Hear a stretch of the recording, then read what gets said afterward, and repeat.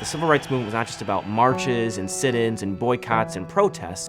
It was also about confronting segregation in different spaces. In the Michigan State teams of the 1960s, they confronted segregation on the field physically. They challenged the color line in numerous ways. Imagine if your dad was a part of one of the most monumental moments in the history of college football, and growing up, you never knew it. For me, as my father's daughter, I grew up my whole life really up until Bubba Smith passed away in 2011, not even knowing this full story. I knew my personal family story of my parents growing up during segregation, how different their life was from mine and my siblings, but I didn't know the details in terms of how my dad got to Michigan State. Maya's father is Gene Washington, the legendary Minnesota Vikings wide receiver who was the 8th overall pick in the 1967 draft, and he played an instrumental role in helping Michigan State win back-to-back Big Ten titles during the 1965 and 66 seasons, all of which may have never happened if it wasn't for Smith.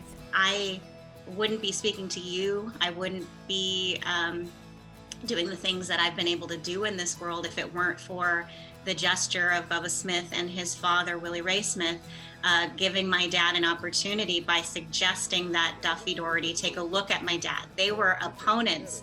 They went to opposing high schools. It's the idea that things were that dire for African Americans in the South at that time. Duffy Daugherty didn't know it back then, but his approach to recruiting would forever change the sport of college football. He scouted the best black football talent from the segregated South to build a powerhouse program. The impact, not just for my family, but so many of the children and grandchildren of these men who played for Duffy Daugherty are living the impact of that door opening, of having access to education is just something you can't measure.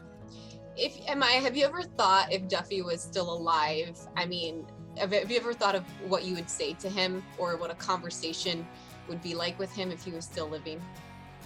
Well, I think I would first just say thank you. I would thank him for whatever it was within him that allowed him to be innovative, to step outside of the box and sort of do what was uncommon, if not unpopular at the time. Washington refers to her documentary Through the Banks of the Red Cedar as her passion project, and it's easy to see why. It's her way of showing her appreciation to her dad and his remaining teammates and coaches before it's too late. I do feel like Duffy Daugherty is quite aware of all of the all of the things I've been doing, these past 10 years.